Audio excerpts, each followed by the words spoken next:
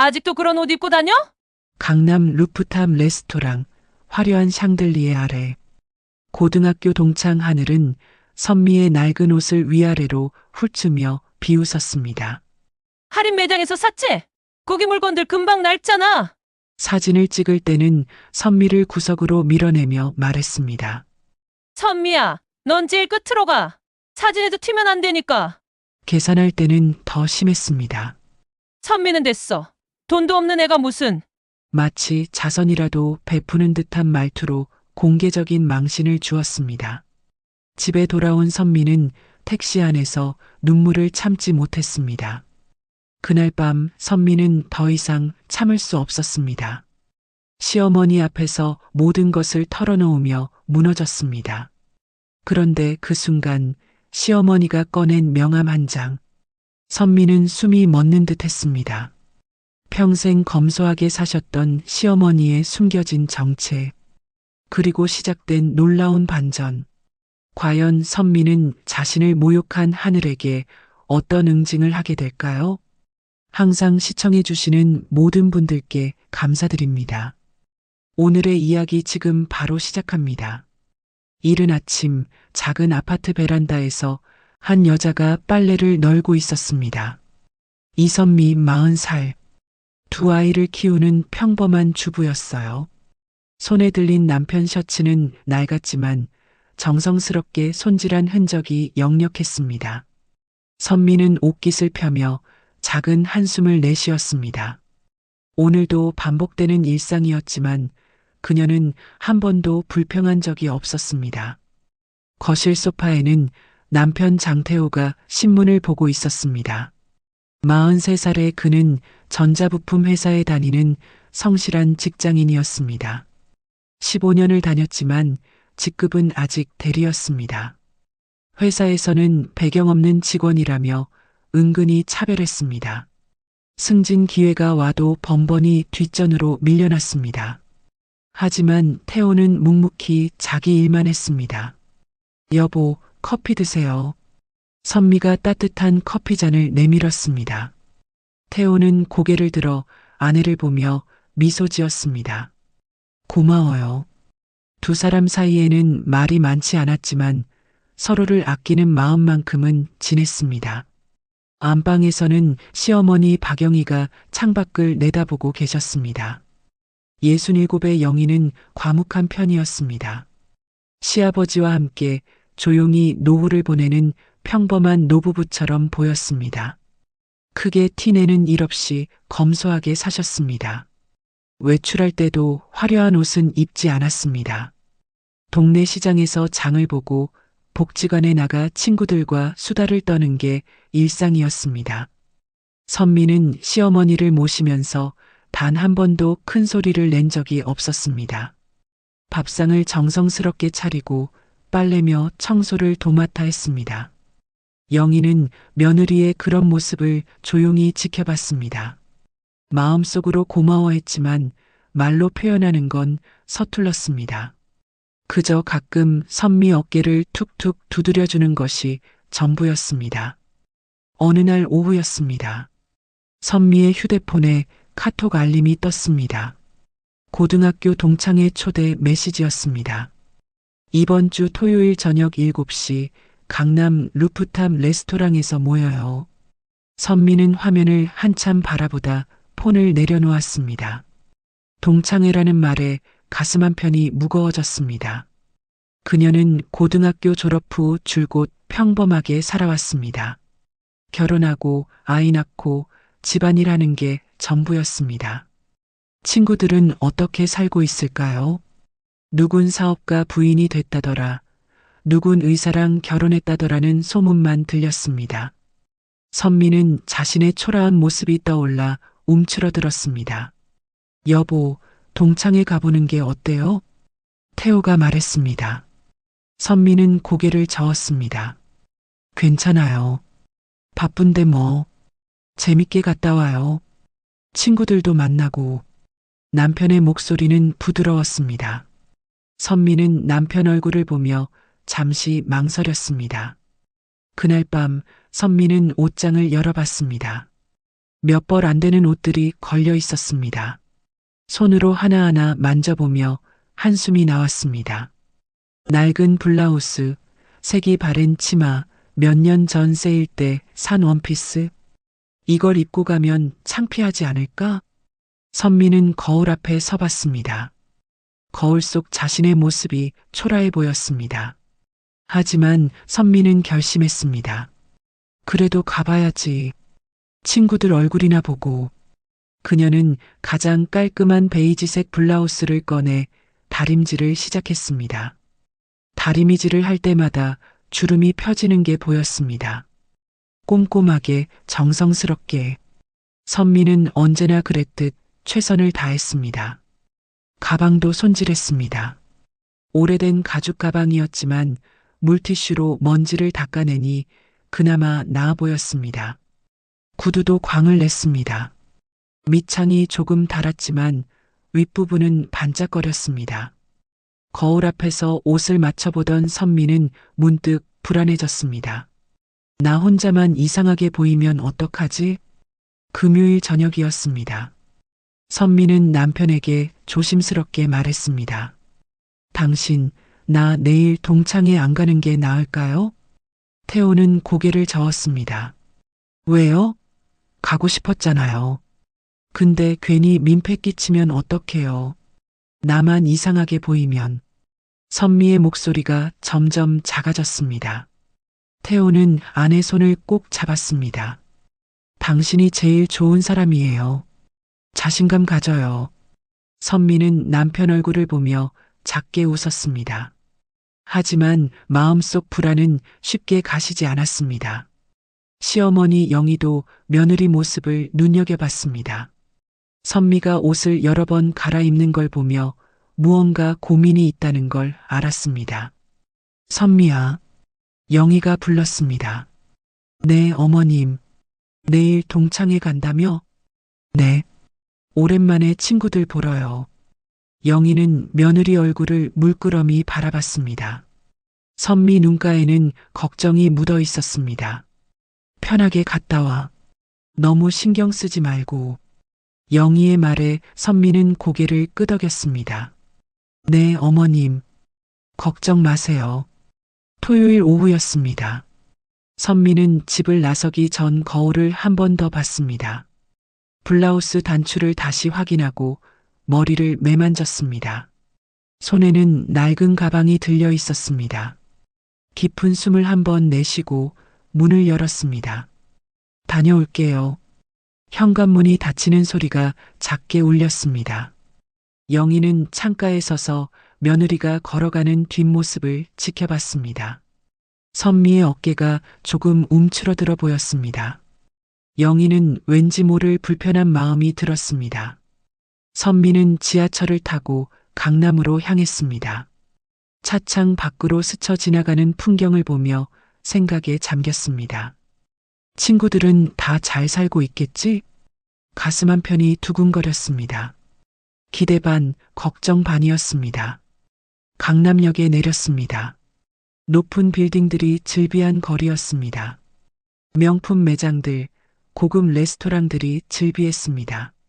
선미는 주변을 둘러보며 작아지는 기분이 들었습니다. 자신만 이곳에 어울리지 않는 것 같았습니다. 동창회 장소는 12층 루프탑 레스토랑이었습니다. 엘리베이터를 타고 올라가는 동안 선미의 심장은 빠르게 뛰었습니다. 손에 든 가방 끈을 꽉 쥐었습니다. 엘리베이터 문이 열렸습니다. 화려한 샹들리에 아래 친구들이 웃고 떠들고 있었습니다. 선미는 한 발짝 앞으로 내디뎠습니다. 그 순간 그녀는 알지 못했습니다. 오늘 이 자리가 자신의 인생을 완전히 바꿔놓을 거라는 사실을요. 레스토랑 안은 화려했습니다. 천장에 샹들리에가 반짝거렸고 테이블마다 하얀 식탁보가 깔려 있었습니다. 창밖으로는 강남의 야경이 한눈에 보였습니다. 선미는 입구에 서서 친구들을 찾았습니다. 저 멀리 창가 쪽 테이블에서 웃음소리가 들렸습니다. 선미 왔네. 누군가 손을 흔들었습니다. 선미는 작게 웃으며 다가갔습니다. 친구들은 모두 화려하게 차려입고 있었습니다. 명품 핸드백들이 의자 옆에 걸려 있었고 반짝이는 액세서리들이 눈에 띄었습니다. 오랜만이야, 선미야. 오랜만이야. 선미는 인사를 건넸습니다. 그런데 친구들 표정이 묘했습니다. 위아래로 선미를 훑어보는 시선이 느껴졌습니다. 그 중에서도 오하늘이 가장 먼저 입을 열었습니다. 40살의 하늘은 명품 드레스에 값비싼 목걸이를 하고 있었습니다. 손톱은 화려하게 꾸며져 있었고 메이크업도 진했습니다. 야, 선미. 하늘의 목소리에는 묘한 기운이 담겨 있었습니다. 선미는 자리에 앉으려 했습니다. 하지만 하늘이 선미를 위아래로 쳐다보더니 코웃음을 쳤습니다. 아직도 그런 옷 입고 다녀? 순간 테이블이 조용해졌습니다. 선미는 손에 든 가방을 꽉 쥐었습니다. 뭐, 편한 옷이 좋아서. 선미는 애써 웃으며 대답했습니다. 하지만 하늘은 거기서 멈추지 않았습니다. 편한 옷? 요즘 누가 그렇게 입어? 주변 친구들이 킥킥거리며 웃었습니다. 선미는 얼굴이 화끈거렸습니다. 자리에 앉았지만 몸이 굳어버렸습니다. 손은 무릎 위에 가지런히 놓았지만 떨리는 게 느껴졌습니다. 하늘은 친구들에게 과장되게 말했습니다. 나 요즘 청담동에서만 쇼핑해. 동대문은 이제 안 가. 다른 친구들도 맞장구를 쳤습니다. 나도. 명품 아니면 이제 못 입겠더라. 내 남편이 이번에 백화점 VIP 카드 만들어줬어. 화려한 이야기들이 쏟아졌습니다. 선미는 그 속에서 점점 작아지는 기분이었습니다. 음식이 나왔습니다. 고급스러운 스테이크와 와인이었습니다. 선미는 포크를 들었지만 입맛이 없었습니다. 하늘이 다시 선미를 쳐다봤습니다. 야, 선미. 너 가방 오래됐다? 선미는 손에 든 가방을 내려다봤습니다. 몇 년 전에 산 가방이었습니다. 손질을 했지만 세월의 흔적은 감출 수 없었습니다. 좀 됐어. 선미의 목소리가 작아졌습니다. 하늘은 친구들을 돌아보며 말했습니다. 할인 매장에서 샀지? 거기 물건들 금방 낡잖아. 그 말에 테이블에서 웃음이 터졌습니다. 선미는 고개를 숙였습니다. 가슴이 답답했습니다. 자, 사진 찍자. 누군가 제안했습니다. 친구들이 자리에서 일어났습니다. 선미도 따라 일어났습니다. 하지만 하늘이 손으로 선미를 가로막았습니다. 선미는 저기 구석으로 가. 왜? 옷 색깔이 색감 죽이잖아. 사진에서 튀면 안 되니까. 하늘은 당연하다는 듯 말했습니다. 선미는 말문이 막혔습니다. 결국 선미는 구석에 섰습니다. 친구들은 가운데에서 화려하게 포즈를 취했습니다. 선미는 뒤쪽에서 작게 고개만 내밀었습니다. 사진을 찍는 내내 가슴이 무너지는 것 같았습니다. 식사가 끝나갈 무렵이었습니다. 친구들은 명품 이야기로 한창이었습니다. 내가 이번에 산 가방 1,000만 원짜리야. 나는 남편이 명절 선물로 다이아 반지 사줬어. 자랑이 끝없이 이어졌습니다. 선미는 듣기만 했습니다. 입을 열 수가 없었습니다. 자신이 할 이야기가 없었습니다. 아니, 있어도 할 수 없었습니다.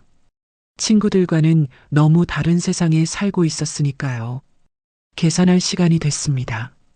친구들이 카드를 꺼냈습니다. 선미도 지갑을 열려고 했습니다. 그런데 하늘이 선미를 쳐다보며 말했습니다. 선미는 됐어. 왜? 나도 낼게. 선미가 말했습니다. 하늘은 과장된 표정으로 손사래를 쳤습니다. 아니야. 부담될 테니까. 그 말에 주변 친구들이 또 웃었습니다. 선미는 얼굴이 빨개졌습니다. 손에 든 지갑이 무겁게 느껴졌습니다. 하늘은 계속 말했습니다. 우리가 낼게. 내가 여기까지 온 것만으로도 고마워. 마치 자선이라도 베푸는 듯한 말투였습니다. 선미는 아무 말도 하지 못했습니다. 그저 고개만 숙였습니다. 주변 친구들의 웃음소리가 귓가에서 맴돌았습니다. 가슴이 찢어지는 것 같았습니다. 레스토랑을 나오는 길이었습니다. 친구들은 저마다 명품 가방을 들고 웃으며 걸었습니다. 선미는 뒤처져 걸었습니다. 발걸음이 무거웠습니다. 하늘이 뒤돌아보며 말했습니다. 선미야, 다음에 또 봐. 응. 선미는 힘없이 대답했습니다. 하늘은 친구들과 팔짱을 끼고 웃으며 떠났습니다. 선미는 그 자리에 혼자 서 있었습니다. 지하철역으로 가는 길이었습니다. 화려한 강남 거리가 눈에 들어왔습니다. 높은 빌딩, 명품 매장, 고급 차들. 선미는 그 모든 것이 자신과 무관하게 느껴졌습니다. 지하철에 앉았습니다. 창밖을 보며 오늘 일을 떠올렸습니다. 친구들의 비웃음, 하늘의 모욕적인 말들. 눈앞이 흐려졌습니다. 눈물이 차올랐습니다. 왜 나한테만 이러는 거지? 선미는 속으로 중얼거렸습니다. 참으려 했지만 눈물이 흘러내렸습니다. 손으로 얼굴을 가렸습니다. 지하철 안에서 울고 있는 자신이 초라했습니다. 집에 도착했습니다. 현관문을 열자 남편이 반겼습니다. 어떻게 됐어요? 재밌었어요? 남편의 목소리는 따뜻했습니다. 하지만 선미는 웃을 수가 없었습니다. 응, 좋았어. 거짓말이었습니다. 선미는 억지로 웃으며 방으로 들어갔습니다. 문을 닫고 침대에 앉았습니다. 그제야 참았던 눈물이 쏟아졌습니다. 가방을 내려놓으며 오늘 일을 되새겼습니다. 옷을 비웃던 하늘의 눈빛, 할인 매장 운운하던 그 말투, 사진 찍을 때 구석으로 밀어내던 손길, 계산할 때 부담될 거라던 그 말, 모든 게 칼처럼 가슴을 찔렀습니다. 선미는 베개를 껴안고 흐느꼈습니다. 소리내지 않으려 입을 막았지만 어깨가 떨렸습니다. 오늘 밤 선미는 자존심이 무너지는 걸 느꼈습니다. 거실에서는 남편이 TV를 보고 있었습니다. 하지만 방에서 들려오는 작은 소리를 알아챘습니다. 아내가 우는 소리였습니다. 남편은 방문 앞에 서서 망설였습니다. 노크를 할까 말까? 들어가서 물어볼까 말까? 하지만 아내가 말하지 않는 걸 보니 혼자 있고 싶은 것 같았습니다. 남편은 한숨을 쉬며 거실로 돌아왔습니다. 시어머니 영희도 며느리 방 쪽을 바라봤습니다. 뭔가 이상했습니다. 선미가 평소와 달랐습니다. 동창회에서 무슨 일이 있었던 걸까요? 영희는 마음이 불편했습니다. 그날 밤 선미는 잠들지 못했습니다. 천장을 바라보며 눈물을 흘렸습니다. 오늘의 모욕이 계속 머릿속을 맴돌았습니다. 나는 왜 이렇게 살아야 하지? 자책하는 마음이 밀려왔습니다. 핸드폰에 카톡이 왔습니다. 동창회 단톡방이었습니다. 사진이 올라와 있었습니다. 선미는 구석에 작게 찍혀 있었습니다. 친구들은 댓글을 달며 웃고 있었습니다. 하늘이 쓴 댓글이 눈에 띄었습니다. 오늘 너무 재밌었다. 다음에 또 모이자. 그리고 이모티콘 하나. 선미는 핸드폰을 내려놓았습니다. 가슴이 무너지는 기분이었습니다. 이날 이후 선미의 삶은 조금씩 무너지기 시작했습니다. 하지만 그녀는 아직 몰랐습니다. 이 모든 아픔이 결국 반전의 시작이 될 거라는 것을요. 동창회 이후 며칠이 흘렀습니다. 선미는 평소처럼 집안일을 했습니다. 하지만 마음 한구석이 무거웠어요. 친구들의 비웃음이 머릿속에서 지워지지 않았습니다. 그래도 겉으로는 괜찮은 척했습니다. 오후 3시쯤이었습니다. 초등학교 3학년인 아들 민준이가 집에 왔어요. 평소 같으면 활기차게 엄마 다녀왔어요 라고 외쳤을 텐데 오늘은 조용했습니다. 현관문이 살며시 열리고 닫혔습니다. 선미는 이상한 느낌이 들었어요. 거실로 들어온 민준이의 눈가가 빨갛게 부어 있었습니다. 선미는 깜짝 놀라 달려갔습니다. 민준아, 왜 그래? 무슨 일 있었어? 아들은 고개를 숙였습니다. 입술을 깨물며 눈물을 참고 있었습니다. 엄마. 민준이의 목소리가 떨렸습니다. 말해봐, 무슨 일이야? 선미가 아들 어깨를 잡았습니다. 민준이는 결국 울음을 터뜨렸습니다. 작은 어깨가 들썩였습니다. 오늘 학교에서 민준이는 말을 잇지 못했습니다. 선미는 가슴이 철렁 내려앉았습니다. 누가 뭐라고 했어? 아들은 고개를 끄덕였습니다. 친구들이 우리 집 가난하대요. 그 말을 듣는 순간 선미는 숨이 막혔습니다. 뭐라고? 재훈이가 너희 집은 가난해서 학원도 못 다니잖아. 그랬어요. 민준이는 눈물을 뚝뚝 흘렸습니다. 선미는 아들을 꼭 안았습니다. 하지만 안아주면서도 가슴이 무너졌습니다. 자신이 당한 모욕이 이제 아이에게까지 번진 것입니다. 민준아, 그건 아니야. 우린 가난하지 않아. 선미는 애써 목소리를 가다듬었습니다. 하지만 민준이는 계속 울었습니다. 재훈이는 영어 학원도 다니고 태권도도 배우는데 저는 아무것도 안 배워요. 아이의 말에 선미는 할 말을 잃었습니다. 사실이었으니까요. 형편이 넉넉하지 않아 학원비를 감당하기 어려웠습니다. 선미는 아들 머리를 쓰다듬었습니다. 민준아, 학원 다니는 게 중요한 게 아니야. 넌 학교에서 열심히 하잖아. 하지만 아이는 고개를 저었습니다. 친구들이 다 비웃었어요. 저만 아무것도 안 해요. 선미의 눈에도 눈물이 맺혔습니다. 참으려 했지만 목이 메었습니다. 아이를 더 꽉 안았습니다. 미안해, 민준아. 엄마가 미안해. 선미는 속으로 자책했습니다. 그날 저녁 남편이 퇴근했습니다. 선미는 민준이 일을 말했습니다. 남편의 표정이 굳어졌습니다. 학교에서 그런 일이? 응. 아이가 얼마나 속상했겠어요. 남편은 한숨을 쉬었습니다. 내가 더 잘했어야 하는데. 남편도 자책하는 표정이었습니다. 두 사람은 말없이 앉아 있었습니다. 집안 분위기가 무겁게 가라앉았습니다. 며칠 후 또 다른 일이 터졌습니다. 학부모 모임이 있었습니다.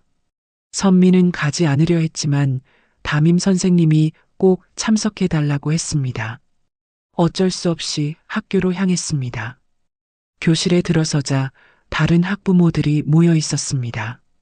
모두 말끔하게 차려입고 있었습니다. 선미는 조용히 뒤쪽에 앉았습니다. 눈에 띄지 않으려 했습니다. 회의가 시작됐습니다. 영어 특별반 운영에 대한 이야기였습니다. 한 학부모가 말했습니다. 원어민 선생님 모시려면 비용이 좀 들 텐데요. 한 달에 10만 원 정도면 될 것 같아요. 그때 옆자리 학부모가 선미를 쳐다봤습니다. 이 정도 비용이면 부담 안 되시죠? 선미는 움찔했습니다. 네, 괜찮습니다. 거짓말이었습니다. 10만 원이 부담스럽지 않을 리 없었습니다. 하지만 말할 수가 없었습니다. 그 학부모는 다시 말했습니다. 혹시 부담되시면 말씀하세요. 조정할 수 있으니까. 그 말투에는 은근한 무시가 담겨 있었습니다. 선미는 고개를 숙였습니다. 얼굴이 화끈거렸습니다. 다른 학부모들도 선미를 보며 수군댔습니다. 저분 집은 좀 어려운가 봐. 애가 학원도 안 다닌대. 귓속말이었지만 선미 귀에 다 들렸습니다. 가슴이 찢어지는 것 같았습니다. 회의가 끝나자마자 선미는 서둘러 교실을 빠져나왔습니다. 학교 복도를 걸으며 눈물을 참았습니다. 집으로 돌아오는 길이었습니다. 버스 안에서 창밖을 보며 생각했습니다. 나 때문에 아이가 고통받는구나. 자책감이 밀려왔습니다. 남편도 회사에서 비슷한 일을 겪고 있었습니다. 같은 날 회사 회의실에서였습니다. 승진 대상자 명단이 발표됐습니다. 태호의 이름은 없었습니다. 동기였던 김 과장은 승진했습니다. 태호보다 실적이 낮았지만 배경이 있었습니다. 김 과장의 장인은 대기업 임원이었습니다. 회사는 늘 그런 식이었습니다. 회의가 끝난 후 태호는 자리로 돌아왔습니다. 동료가 지나가며 말했습니다. 장대리 배경 없으면 힘들지 뭐. 농담처럼 던진 말이었지만 가시가 돋쳐 있었습니다. 태호는 아무 말 없이 컴퓨터를 켰습니다. 하지만 속으로는 무너지고 있었습니다. 15년을 일했지만 달라진 건 없었습니다. 열심히 해도 인정받지 못했습니다. 저녁 무렵 선미 핸드폰에 메시지가 왔습니다. 동창의 단톡방이었습니다. 또 사진이 올라와 있었습니다. 하늘이 명품 가방을 자랑하는 사진이었습니다. 댓글들이 달렸습니다. 와, 부럽다. 하늘이는 정말 부자네. 선미는 단톡방을 보다가 자신을 태그한 메시지를 발견했습니다. 하늘이 쓴 글이었습니다. 선미야, 다음 모임도 꼭 와. 내가 있어야 재미있어. 표면적으로는 친절해 보였습니다. 하지만 선미는 알았습니다. 그 뒤에 숨은 비웃음을요. 선미는 핸드폰을 내려놓았습니다. 가슴이 답답했습니다.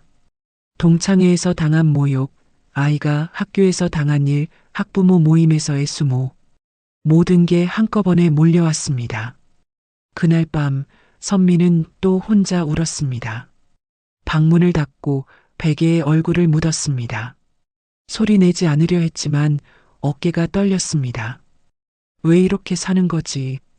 왜? 자책하는 말이 입 밖으로 새어나왔습니다. 거실에서는 시어머니 영희가 며느리 방을 바라봤습니다. 또 울고 있는 소리가 들렸습니다. 영희는 가슴이 먹먹했습니다. 며느리가 뭔가 큰 고통을 겪고 있다는 걸 알았습니다. 하지만 선미는 아무 말도 하지 않았습니다. 영희가 물어봐도 괜찮아요라고만 했습니다. 시어머니와 며느리 사이에 보이지 않는 벽이 생겼습니다. 영희는 속상했지만 어떻게 해야 할지 몰랐습니다. 며칠이 이렇게 흘렀습니다. 선미는 점점 말이 없어졌습니다. 밥을 먹어도 맛을 느끼지 못했습니다. 웃음도 사라졌습니다.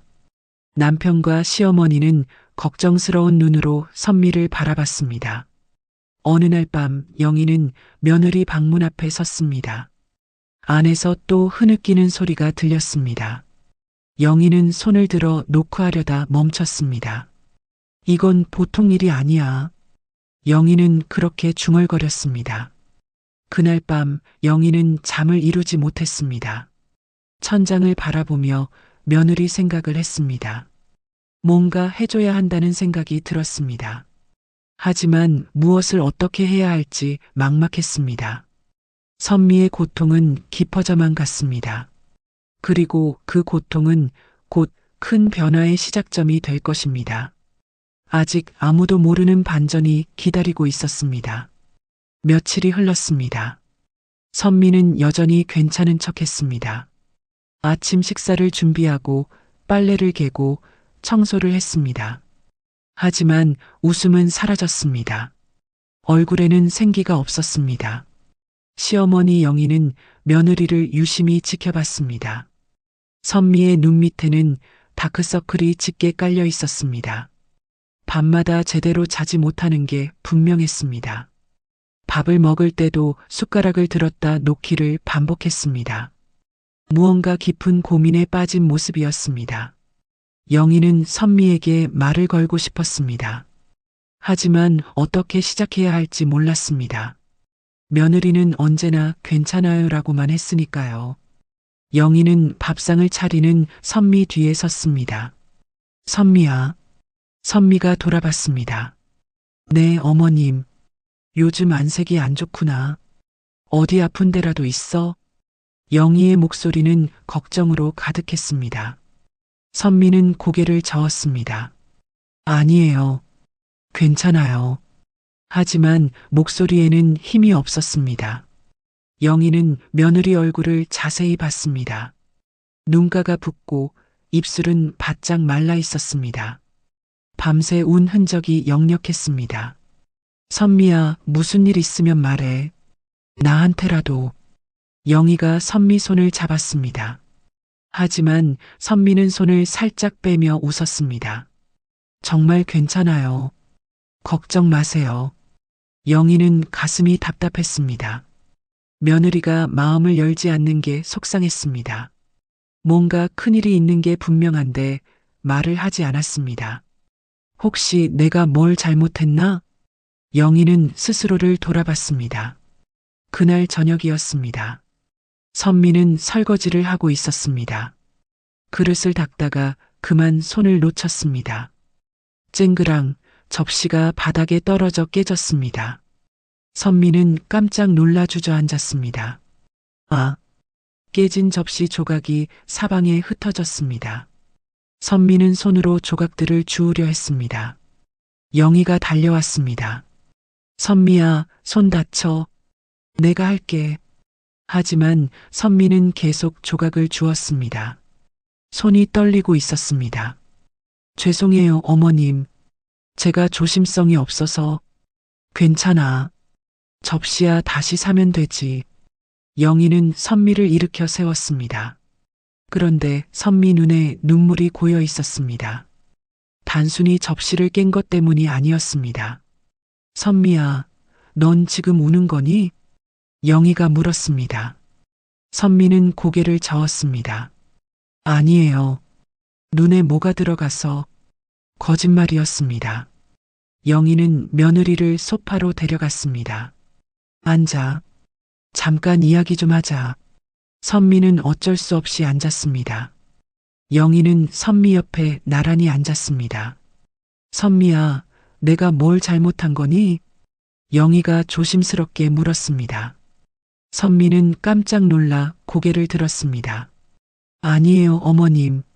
어머님은 아무 잘못도 안 하셨어요. 그럼 왜 이렇게 힘들어해? 영희의 목소리가 떨렸습니다. 며느리가 이렇게 힘든데 내가 모를 리 없잖아. 선미는 입술을 깨물었습니다. 정말 괜찮아요. 그냥 좀 피곤해서 그래요. 선미는 계속 숨기려 했습니다. 영희는 한숨을 쉬었습니다. 피곤한 게 아니잖아. 밤마다 우는 소리가 다 들려. 선미는 얼굴이 빨개졌습니다. 들킬 줄 몰랐습니다. 죄송해요. 시끄럽게 해드려서. 시끄럽다는 게 아니야. 영희는 선미 손을 다시 잡았습니다. 나는 내가 왜 우는지 알고 싶어. 영희의 눈에도 눈물이 맺혔습니다. 며느리가 이렇게 힘들어하는데 나한테 말도 안 하니까 속상해. 선미는 고개를 숙였습니다. 걱정 끼치고 싶지 않아서요. 선미의 목소리가 작아졌습니다. 어머님께 말씀드리면 어머님도 힘드실 것 같아서. 영희는 고개를 저었습니다. 그건 내가 정할 일이 아니야. 영희의 목소리에 힘이 실렸습니다. 우리 가족인데 가족이 힘들면 함께 고민하는 거지. 선미는 눈물을 참았습니다. 하지만 여전히 말하지 않았습니다. 시어머니께 부담을 드리고 싶지 않았습니다. 자신의 문제는 자신이 해결해야 한다고 생각했습니다. 영희는 며느리의 그런 마음을 알았지만 답답했습니다. 선미야. 영희가 다시 불렀습니다. 네, 어머님. 넌 항상 너무 혼자 참아. 그러면 안 돼. 선미는 눈물을 닦았습니다. 괜찮아요. 제가 알아서 할게요. 영희는 더 이상 말을 잇지 못했습니다. 며느리가 마음의 문을 닫아버렸기 때문입니다. 그날 밤이었습니다. 영희는 잠을 이루지 못하고 침대에 누워 있었습니다. 옆에서는 남편이 잠들어 있었습니다. 영희는 천장을 바라보며 생각에 잠겼습니다. 분명히 큰일이 있어. 영희는 확신했습니다. 며느리가 이렇게까지 힘들어하는 건 처음이었습니다. 동창회 다녀온 이후로 완전히 달라졌습니다. 영희는 며느리 방 쪽을 바라봤습니다. 어둠 속에서 작은 흐느낌 소리가 들렸습니다. 또 울고 있었습니다. 영희는 가슴이 찢어지는 것 같았습니다. 내가 뭘 해줄 수 있을까? 영희는 속으로 되뇌었습니다. 하지만 며느리가 말을 하지 않으니 방법이 없었습니다. 그저 지켜볼 수밖에 없었습니다. 다음 날 아침이었습니다. 선미는 평소처럼 아침 식사를 준비했습니다. 하지만 움직임이 느렸습니다. 손에 힘이 없어 보였습니다. 영희는 부엌 문 앞에 서서 며느리를 지켜봤습니다. 선미가 국을 떠서 맛을 보다가 그만 눈물을 흘렸습니다. 조용히 소리 없이, 하지만 어깨가 떨렸습니다. 영희는 그 모습을 보고 결심했습니다. 이대로 둘 수 없어. 며느리가 말을 하지 않아도 어떻게든 도와줘야 했습니다. 영희는 조용히 자기 방으로 들어갔습니다. 서랍을 열고 오래된 수첩을 꺼냈습니다. 거기에는 예전 지인들의 연락처가 적혀 있었습니다. 영희는 수첩을 넘기다 한 페이지에서 멈췄습니다. 이 사람에게 연락해봐야겠어. 하지만 영희는 아직 정확히 무슨 일인지 몰랐습니다. 며느리에게서 직접 듣고 싶었습니다. 그래야 제대로 도와줄 수 있을 테니까요. 영희는 수첩을 덮으며 한숨을 쉬었습니다. 며칠 후 드디어 그날이 왔습니다. 선미가 더 이상 참지 못하고 무너지는 날이었습니다. 밤 10시쯤이었습니다. 선미는 방에서 또 울고 있었습니다. 영희는 방문 앞에 섰습니다. 망설이다가 조심스럽게 노크했습니다. 선미야, 나야. 안에서 흐느끼는 소리가 멈췄습니다. 잠시 후 선미가 문을 열었습니다. 눈이 퉁퉁 부어 있었습니다. 얼굴은 눈물 자국으로 얼룩져 있었습니다. 영희는 가슴이 무너졌습니다. 선미야. 선미는 더 이상 참을 수 없었습니다. 시어머니를 보자 그동안 쌓였던 감정이 터져 나왔습니다. 어머님, 목소리가 떨렸습니다. 영희는 며느리를 꼭 안았습니다. 울어. 이제 다 말해. 그 말에 선미는 시어머니 품에서 울음을 터뜨렸습니다. 오랫동안 참았던 눈물이 쏟아졌습니다. 어머님, 저. 선미는 말을 잇지 못했습니다. 영희는 며느리 등을 토닥였습니다. 천천히 말해. 괜찮아.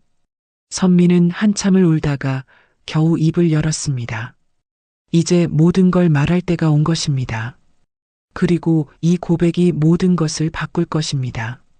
선미는 시어머니 품에서 한참을 울었습니다. 쏟아지는 눈물을 멈출 수가 없었습니다.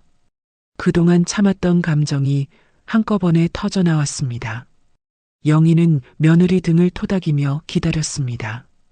괜찮아. 천천히 말해. 한참 후 선미는 겨우 고개를 들었습니다. 눈은 퉁퉁 부어 있었고 얼굴은 눈물로 범벅이 됐습니다. 영희는 휴지를 건넸습니다. 선미는 휴지로 눈물을 닦으며 떨리는 목소리로 말했습니다. 어머님, 저 동창회에서. 응, 동창회에서 무슨 일 있었어? 영희가 조심스럽게 물었습니다. 선미는 입술을 깨물었습니다. 다시 눈물이 차올랐습니다. 친구들이 저를 무시했어요. 영희의 표정이 굳어졌습니다. 무시? 네. 제 옷을 보고 비웃었어요. 선미의 목소리가 떨렸습니다. 영희는 며느리 손을 꽉 잡았습니다. 계속 말해봐. 선미는 고개를 숙인 채 하나하나 털어놓기 시작했습니다. 강남 루프탑 레스토랑에서 있었던 일들을요. 하늘이라는 친구가 제 옷을 보고 아직도 그런 옷 입고 다니냐고 했어요. 선미의 목소리가 잠겼습니다. 가방도 할인 매장에서 샀냐고 비웃었어요. 영희는 주먹을 불끈 쥐었습니다. 사진 찍을 때도 저를 구석으로 밀어냈어요. 선미는 눈물을 닦으며 말을 이었습니다. 옷 색깔이 색감 죽인다고, 사진에서 튀면 안 된다고. 영희의 얼굴이 점점 딱딱하게 굳어갔습니다. 계산할 때는 더 심했어요. 선미의 목소리가 더욱 작아졌습니다. 제가 돈을 내려고 했는데 하늘이가 부담될 거라고. 뭐? 영희의 목소리가 높아졌습니다. 마치 제가 가난한 사람처럼 자선이라도 베푸는 것처럼 말했어요. 선미는 고개를 들지 못했습니다. 수치심에 얼굴이 화끈거렸습니다. 너무 창피했어요. 영희는 며느리를 꼭 안았습니다. 그런 일이 있었구나. 영희의 목소리도 떨렸습니다. 분노와 안타까움이 뒤섞여 있었습니다. 선미는 계속 말했습니다. 그런데 그게 끝이 아니었어요. 또 뭐가 있었어? 영희가 물었습니다. 민준이가 학교에서. 선미는 목이 메어 말을 잇지 못했습니다. 한참을 울다가 겨우 입을 열었습니다. 친구들이 민준이한테 우리 집이 가난하다고 놀렸대요. 영희는 숨이 턱 막혔습니다. 뭐라고? 재훈이라는 애가 학원도 못 다니잖아 그랬대요. 선미는 흐느꼈습니다. 민준이가 울면서 집에 왔어요. 선미의 눈물이 다시 쏟아졌습니다. 제 아이가 그런 말을 들었어요. 영희는 가슴이 무너지는 것 같았습니다. 학원비 때문에 애가 놀림을 받았어요. 선미는 자책하는 표정이었습니다. 다 제가 부족해서. 영희는 며느리 어깨를 잡았습니다. 선미야, 그건 내 잘못이 아니야. 영희의 목소리에 힘이 실렸습니다. 하지만 선미는 고개를 저었습니다. 아니에요. 다 제 탓이에요. 선미는 계속해서 털어놨습니다. 학부모 모임에서도 망신당했어요. 학부모 모임에서도. 영희가 되물었습니다. 영어 특별반 비용 이야기가 나왔는데 선미는 손수건을 꽉 쥐었습니다. 한 학부모가 이 정도 비용이면 부담 안 되시죠? 그랬어요. 그래서 저는 부담된다고 말할 수가 없었어요. 선미의 목소리가 떨렸습니다. 그랬더니 혹시 부담되시면 말씀하세요. 조정할 수 있으니까. 영희는 눈썹을 찌푸렸습니다. 그 말투가 완전히 무시하는 거였어요. 선미는 고개를 숙였습니다. 다른 학부모들도 저희 집이 어렵다고 수군댔어요. 영희는 주먹을 불끈 쥐었습니다. 그리고 태호 씨도. 선미는 남편 이야기를 꺼냈습니다. 회사에서 배경 없다고 차별받고 있어요. 영희는 눈을 감았습니다. 15년을 일했는데 승진도 못해요. 선미는 눈물을 닦았습니다. 실력으로는 누구보다 뛰어난데 배경이 없다는 이유로. 영희의 얼굴이 창백해졌습니다. 동기는 배경이 있어서 승진했어요. 선미의 목소리가 떨렸습니다. 태호 씨는 밤마다 술 마시고 들어와요. 힘들어하면서. 영희는 가슴이 찢어지는 것 같았습니다. 선미는 모든 것을 다 털어놨습니다. 동창회 단톡방에서 뒷담화하는 일도요. 하늘이 일부러 자신을 태그하며 비꼬는 것도요. 명품 자랑하는 사진들도요. 다음 모임도 꼭 오래요. 그랬어요. 선미는 울먹였습니다. 겉으로는 친절한 척하면서 실제로는 저를 놀려먹는 거였어요. 영희는 며느리를 꼭 안았습니다. 어머님, 저는. 선미는 흐느끼며 말했습니다. 우리 가족 전체가 무시받는 것 같아요. 영희의 눈에도 눈물이 고였습니다. 제가 부족해서. 선미는 자책했습니다. 제가 더 잘했어야 했는데. 제가. 영희는 며느리 얼굴을 두 손으로 감싸 쥐었습니다. 선미야, 잘 들어. 영희의 목소리가 단호했습니다. 넌 잘못한 게 하나도 없어. 선미는 고개를 저었습니다. 아니에요. 다 제 탓이. 아니야. 영희는 며느리 눈을 똑바로 쳐다봤습니다. 절대 내 잘못이 아니야. 하지만 내가 성실하게 살았잖아. 가족을 위해 최선을 다했잖아. 영희의 목소리에 눈물이 섞였습니다. 그런 내게 저런 모욕을 준 사람들이 잘못한 거야. 선미는 시어머니 말에 또 눈물을 흘렸습니다. 어머님, 너무 오랫동안 혼자 참았구나. 영희는 며느리를 다시 껴안았습니다. 두 사람은 한참을 그렇게 있었습니다. 선미는 시어머니 품에서 울었고 영희는 며느리를 꼭 안았습니다. 시계는 자정을 넘어가고 있었습니다. 하지만 두 사람에게 시간은 중요하지 않았습니다. 한참 후 선미는 눈물을 그쳤습니다. 영희는 며느리에게 물 한 잔을 건넸습니다. 마셔. 목마르겠다. 선미는 물을 받아 마셨습니다. 영희는 선미 손을 다시 잡았습니다. 선미야. 네, 어머님. 이제 혼자 아파하지 마. 선미는 고개를 들었습니다. 영희의 눈빛이 달라져 있었습니다. 뭔가 단단한 결심이 서린 눈빛이었습니다. 이제 내가 나설 차례야. 선미는 무슨 말인지 몰랐습니다. 어머님? 걱정하지 마. 내가 다 해결해 줄게. 영희의 목소리는 확신에 차 있었습니다. 선미는 어리둥절했지만 이상하게 마음이 놓였습니다. 그날 밤 영희는 며느리를 재운 후 자기 방으로 돌아왔습니다. 서랍을 열고 오래된 서류철을 꺼냈습니다. 그 안에는 아무도 모르는 비밀이 담겨 있었습니다.